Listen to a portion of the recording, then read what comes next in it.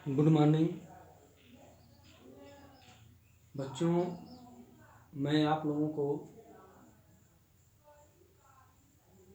हिंदी गद्य का विकास के बारे में हम कल जो है कक्षा 12 के छात्र छात्राओं को हम बताए थे।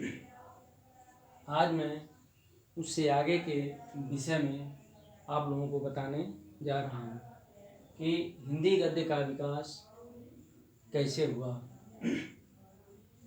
देखिए, जो हिंदी में यानी हिंदी गद्य का जो विकास जो दिया है, जो चीज़ 11 में लिखी गई है किताब में, वही चीज़ 12 में भी लिखी गई है।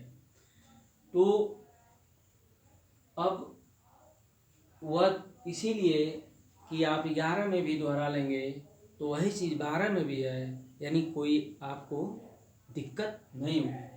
तो मैं हिंदी गद्य का विकास कैसे हुआ मैं आप लोगों को यानी कक्षा 12 के छात्र छात्राओं को बताने जा रहा हूँ कि भक्ति काल में ब्रज भाषा राजस्थानी तथा दक्षिणी में अनेक गद्य रचनाओं का प्रलयन हुआ। यानी जब भक्ति काल में जो भी भक्ति काल के कवि थे या लेखक थे, ठीक है, उन्होंने ब्रजभाषा राजस्थानी दक्षिणी में अनेक गद्य रचनाओं का प्रणयन का मतलब होता है यानी उनका जन्म हुआ, यानी उनका गद्य में उन्होंने उसका निर्माण किया। समझा ना?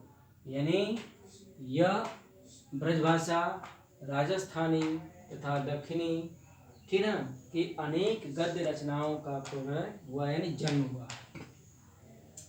किसका? यानी गद्य रचनाओं का जन्म हुआ। किस भाषा में? तो ब्रज भाषा में, राजस्थानी और दक्षिणी में। ठीक है। अब आगे देखिए, आगे जैसे लिखा है धार्मिक, ठीक, गद्य रचनाओं में जैसे मान लीजिए धार्मिक हो गया, आध्यात्मिक हो गया, वैदिक हो गया, ज्योतिष हो गया, इतिहास हो गया, भूगोल हो गया और शकुन, गणित आदि, ठीक है। उन गद्य साहित्य में धार्मिक के बारे में लिखा गया, आध्यात्मिक के बारे में लिखा गया, वैदिक के बारे में लिखा गया, ज्योतिष के बारे में लिखा गया, इतिहास के बारे में लिखा गया, भूगोल, शकुन, गणित में यानी गद्य यानी साहित्य को लिखा गया है। आदि करें कि आदि विषयों पर अनेक रचनाओं का सृजन हुआ है यानी लिखा गया है। सृजन का मतलब होता है निर्माण हुआ है।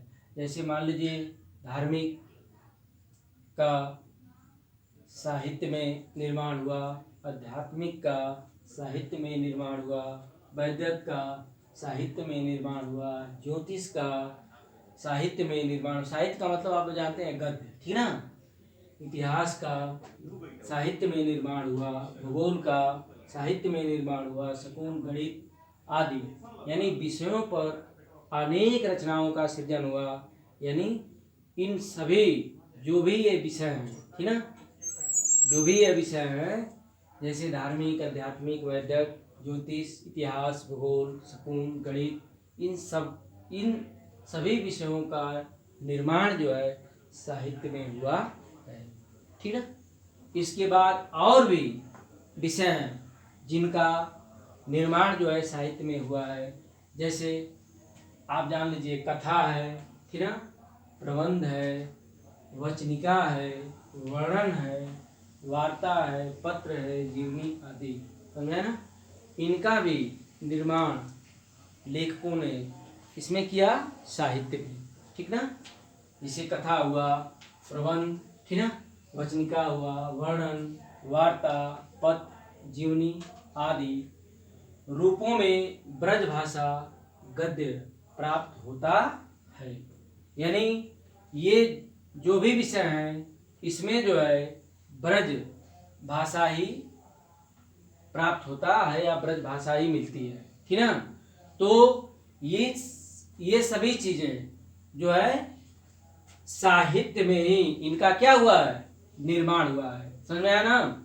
जैसे मान लीजिए कथा हो गया, सृजन का मतलब जानते हैं निर्माण, प्रबंध हो गया, वचनिका हो गया, वर्णन हो गया, वार्ता हो गया, पत्र हो गया, जीवनी आदि रूपों में ब्रज भाषा गद्य प्राप्त होता है। यानी इन सभी विषयों में जो है ये साहित्य का ही या साहित्य से ही इनका क्या हुआ है, निर्माण हुआ है। तो आगे है ब्रज भाषा में रचित, ठीक ना, गोरखपंथी ग्रंथ। जो गोरखपंथी जो ग्रंथ है वह किस भाषा में इसका निर्माण लेखकों ने किया, ब्रज भाषा में। फिर है गोरख सार, देख रहे ना, गोरखपंथी हो गया ग्रंथ, गोरख सार हो गया, शिष्ट पुराण हो गया, गोरक्षोपनिषद, ठीक ना, गोरक्षोपनिषद प्राप्त होते हैं। समझ लीजिए।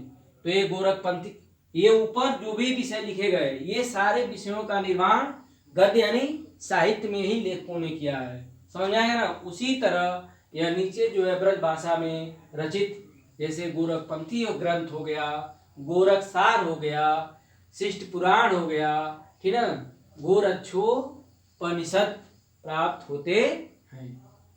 यानी ये सभी ये जितने भी विषय हैं यह सब जो है साहित्य में ही इनका निर्माण हुआ है। अर्थात साहित्य का मतलब गद्य होता है और गद्य का मतलब साहित्य, यानी गद्य किसे कहते हैं, साहित्य को कहते हैं। समझ आएगा ना। बार बार इस चीज को बताया जा रहा है, पहले ही ऊपर लिख दिया गया है हिंदी गद्य का विकास, ठीक ना। तो गद्य को हम साहित्य कहते हैं। समझ आ गया ना। इसके बाद आगे देखिए होता है अब जो है नावादास, ठीक ना, नावादास कृति अष्टयाम। हम पहले ही बताए कि जो ये हिंदी गद्य का विकास जो 11 में लिखा गया है ठीक वही 12 में लिखा गया है, ये जान लीजिए। आप इसी को 11 में भी पढ़ते हैं और 12 फाइनल में भी पढ़ते हैं, 2 साल पढ़ते हैं तो आपको यह सही जानकारी हो जाएगी कि आपको बोर्ड के एग्जाम में किसी प्रकार की दिक्कत नहीं आएगी। तो देखिए नावादास कृति मने होता है रचना, इनका अष्टयाम है, ठीक है। और इसके बाद जो है वैकुंठ मणि शुक्ल, देख रहे ना, नावादास की रचना अष्टयाम है, वैकुंठ मणि शुक्ल कृति यानी रचना, वैशाख महात्म है। फिर इनकी एक और रचना है अगहन महात्म, यानी वैकुंठ मणि की 2 रचनाएं हैं, यह है वैशाख महात्म और अगहन महात्म। समझ आ गया ना। फिर इसके बाद है यहाँ गोकुल नाथ कृति, देख रहे ना, गोकुल नाथ कृति का मतलब होता है वचना, इनकी रचना है वचना मृत, देख रहे ना, वचना मृत। फिर इनकी और रचना है 252 वैष्णवन की वार्ता, है ना, 252 वैष्णवन की वार्ता। फिर आगे है 84 वैष्णवन की वार्ता।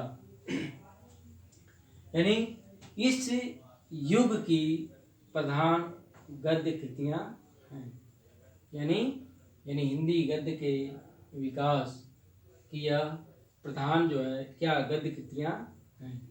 इसमें है जैसे गोकुल नाथ, देख रहे हैं ना, गोकुल नाथ कृति इनका है वचना मृत।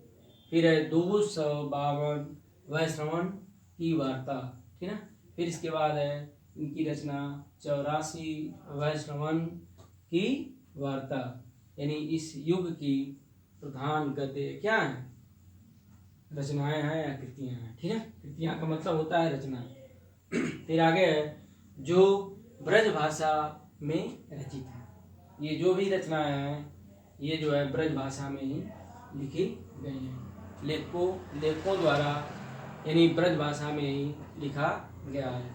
इसके बाद आगे ये गंग कवि, ठीक है।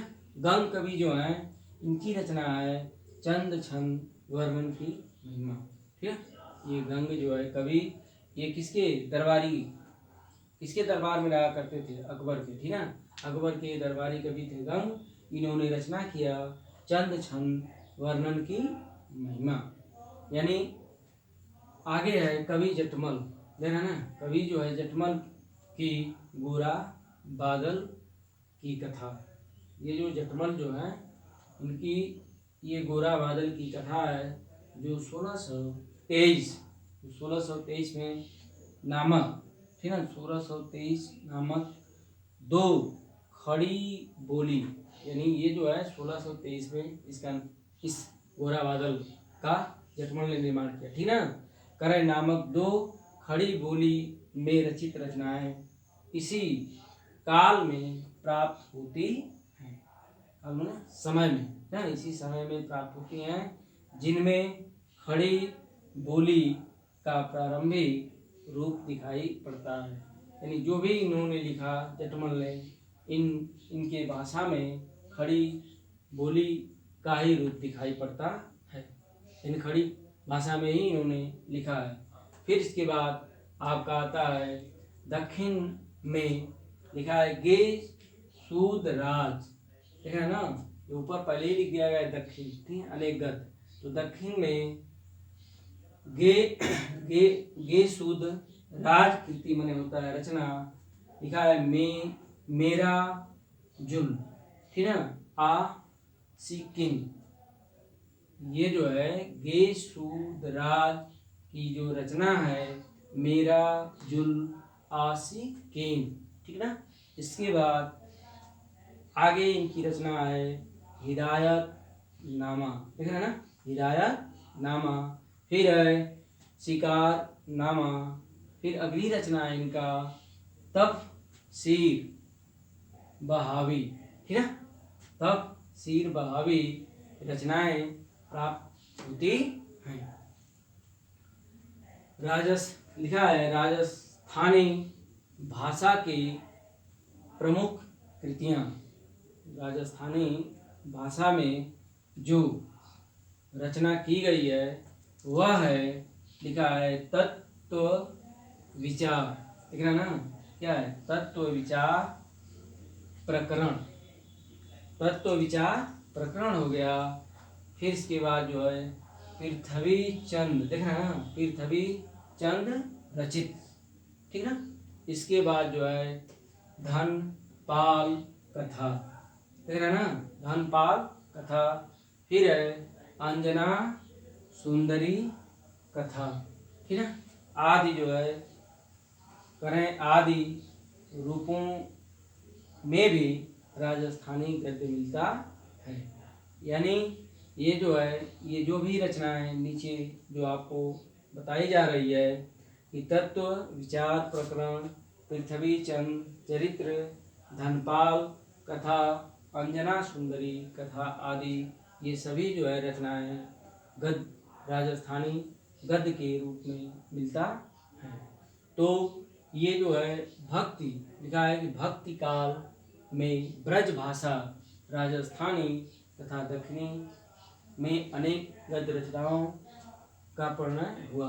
तो इसमें ब्रज भाषा में जो रचना जो लिखी गई है उसको बता दिए, राजस्थानी में और दक्षिणी में ये जो भी रचनाएं और जिन लेखकों ने लिखा है ये सारा चीज़ जो है इसमें हम दर्शा दिए हैं। अब ये जो भी आपको लिखाया जा रहा है, बताया जा रहा है थोड़ा थोड़ा करके, कि ताकि आप लोग जो इसको सही से पढ़ लेंगे और इसे सही से लिख लेंगे, तो कभी भी ये आप इसको भूल नहीं सकते हैं। इसलिए जो है आज की वीडियो में आज यही पढ़ाकर मैं बंद कर रहा हूँ। आगे जो है हिंदी गद्य का विकास मैं अगली वीडियो में आप लोगों को बताऊंगा।